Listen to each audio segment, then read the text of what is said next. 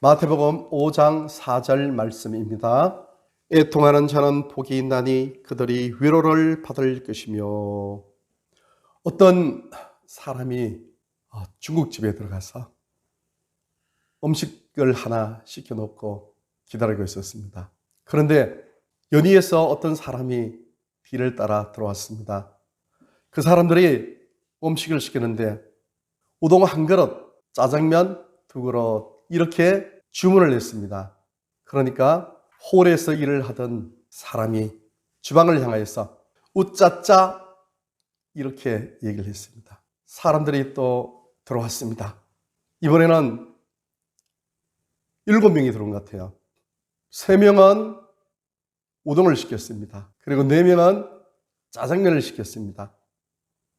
그러니까 홀에 있는 그 분이 주방을 향해서 우짜 우짜 우짜짜 이렇게 얘기했습니다. 그러니까 우동 3그릇, 짜장면 4그릇 말로 안 하고 우짜 우짜 우짜짜 이렇게 주문을 했습니다. 이 사람이 재밌다. 야, 이거 참 지혜로운 그런 사람들이구나. 그렇게 생각하면서 잠시 옆을 두리번하는 순간 문이 열리면서 많은 사람들이 들어왔습니다. 들어와서 주문을 하는데 어떤 사람은 우동, 어떤 사람은 짜장, 어떤 사람은 짬뽕, 어떤 사람은 탕수육, 어떤 사람은 울면, 어떤 사람은 난자완서, 어떤 사람은 양장피 이러면서요. 나도 양장피, 나도 볶음밥 뭐 이러면서 14명이 쪼르르 와서 여러 가지를 다 시키는 겁니다. 이번에는 과연 저 친구가 어떻게 할까? 그러면서 한번 이렇게 지켜봤습니다. 이 홀에서 일하던 분이 주방을 향하여서 니도 들었지? 이렇게 얘기를 하는 겁니다. 니도 들었지?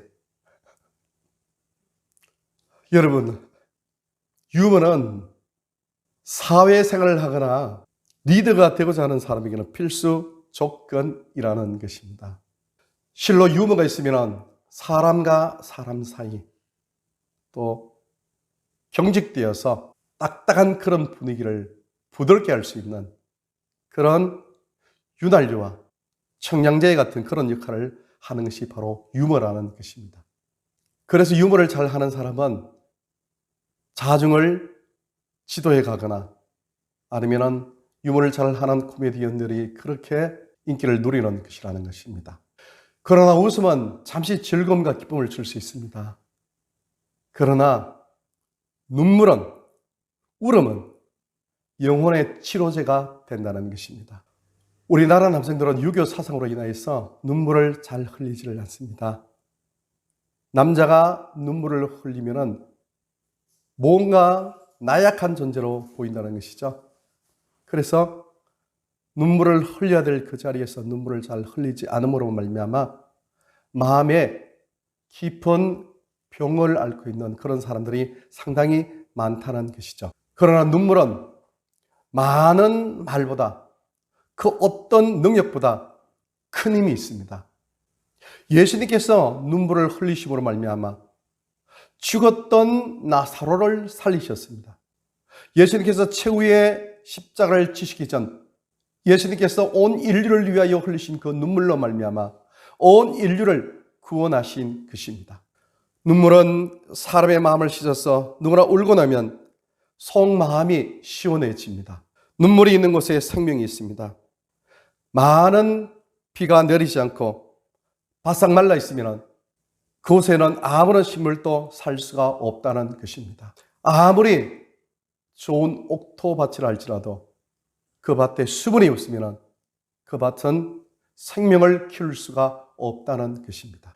아무리 예수님을 오래 믿고 신앙생활을 오래 한 사람이라 할지라도 심령의 눈물이 메말라 있는 사람은 종교생활밖에 하지를 못한다는 것이죠. 형식적인 종교인이 된다는 것입니다. 마음의 옥토밭이 되기 위해서는 수분이 있어야 됩니다. 사람의 영혼의 밭에도 수분이 있어야 되는데 그 수분은 눈물입니다. 그 눈물은 감사의 눈물이 될 수도 있고 지난날 잘못에 대한 회개의 눈물도 될 수가 있다는 것입니다. 특별히 하나님 앞에서 흘리는 그 눈물은 어떤 종류의 눈물이 되든지 그것은 하늘나라의 진주 그리고 다이아몬드, 보석이 된다는 것입니다. 예수님께서는 오늘 본문의 말씀을 통하여서 산상보훈을 통하여서 이렇게 말씀하십니다. 애통하는 자는 복이 있나니 저희가 위로를 받을 것이며 그렇게 말씀하고 있습니다. 애통하는 사람, 눈물을 흘리는 사람, 그 사람이 위로를 받는다는 것입니다. 오랜 이 시간 오늘 본문의 말씀을 통하여서 하나님께서 우리에게 주시는 말씀을 상고하기를 원합니다. 첫째, 하나님의 사랑에 겨워서 우리는 눈물을 흘려야 한다는 것입니다. 인생은 아름다워라는 영화가 일전에 상영된 적이 있습니다. 1933년 독일 나치가 정권을 쥐고 유럽 여러 나라들을 침공하기 시작했습니다. 1938년 시점에 유대인들은 삶의 터전을 잃어버리고 가스실로 그리고 포로 수용시설로 붙잡혀 갔습니다. 그때 이탈리아의 토스카라는 작은 도시가 있었습니다. 그곳에서 유대인인 구이도라는 아버지와 6살 된 조슈엘이라는 아들이 있었습니다. 그의 어머니는 유대인이 아니었습니다. 이 구이도와 이 조슈엘은 죽음의 포로 수용소로 잡혀가는 그 열차에 타고 있었고 그의 어머니도 거기에 같이 타고 있었습니다. 물론 헤어졌습니다. 아버지는 공포스러운 포로 수용소에서 아이에게 그 공포심을 없애주기 위해서 이렇게 얘기를 합니다. 아이야, 지금 현재 일어나고 있는 것은 이거는 게임이야. 자, 아빠랑 게임을 하는데 1000점을 목표로 두고 우리 게임을 하자. 1000점을 다 확보하면은 진짜 탱크를 선물로 받을 것이다. 그렇게 얘기를 하고 게임을 진행해 나갑니다. 위험하고 힘든 포로 수용소에서 거기서 이 아버지는 계속해서 웃으면서 유머로서 아이를 돌봅니다.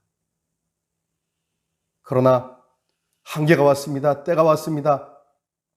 더 이상 피할 수 없는 그런 시간이 왔습니다. 아버지는 이제 일부의 사람들 가는 그곳에 한 행렬이 되어서 붙잡혀서 가게 되었습니다. 그때 아버지는 이 아들 조수에게 그렇게 얘기합니다. 이것이 게임이라는 그 사실을 잊지 말아야지. 아빠가 돌아올 거니까 너는 이 통 속에 꼭 숨어 있어. 그러면은 탱크를 선물로 받을 수가 있어. 이렇게 하고 총살당하는 그 포로의 한 줄로 걸음을 뚜벅뚜벅 걸어갔습니다. 그러면서도 아들 앞에서는 끝까지 웃는 모습으로, 밝은 모습으로 아들과 헤어졌습니다.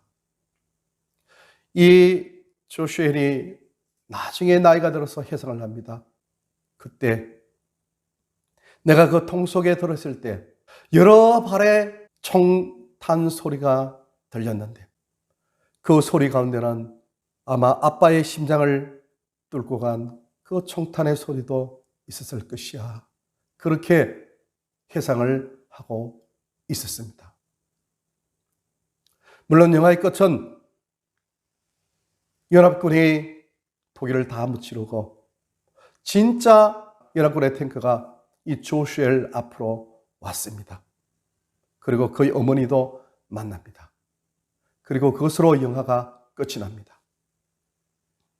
인생은 아름다워. 인생이 그렇게 아름답다는 겁니다.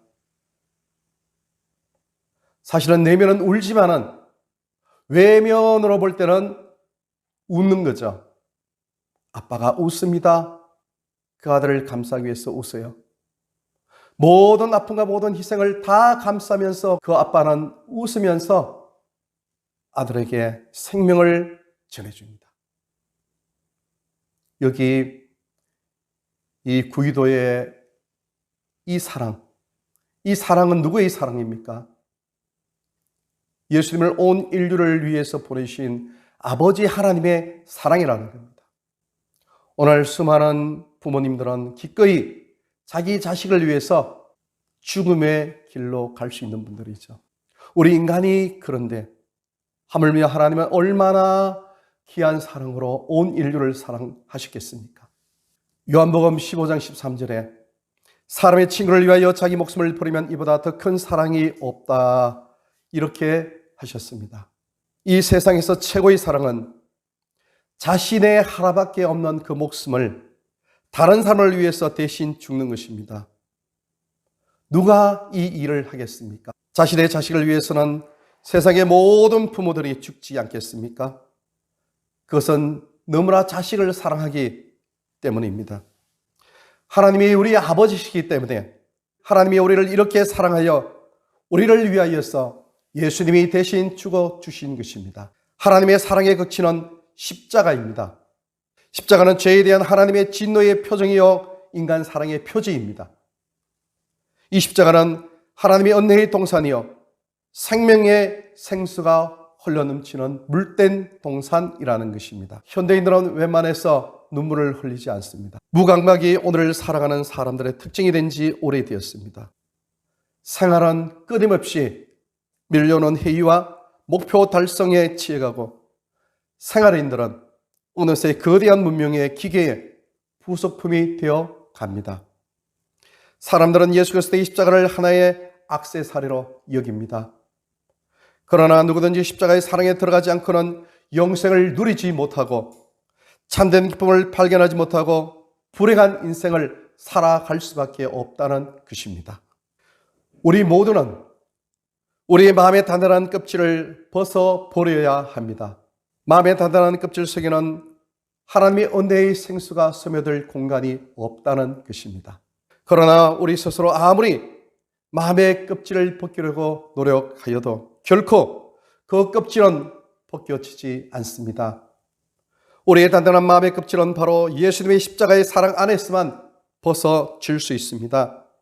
마치 지나가는 나그네의 상의를 벗겨보려고 가장 강력한 바람이 불어칠 때 잠시 옷이 벗겨지는 것처럼 보이다가 오히려 그 나그네는 옷을 더욱더 꽉꽉 싸 매게 된다는 것입니다. 그러나 태양이 뜨거운 열기를 뿜으면 그 열기로 인하여서 나그네는 이내 옷을 벗고 마는 그런 원리입니다. 십자가의 사랑에 녹아치지 않고는 결코 마음의 껍질을 벗어버릴 수는 없는 것입니다. 우리가 축복의 눈물을 흘리기 위하여 하나님의 사랑의 십자가 안으로 들어가야 합니다.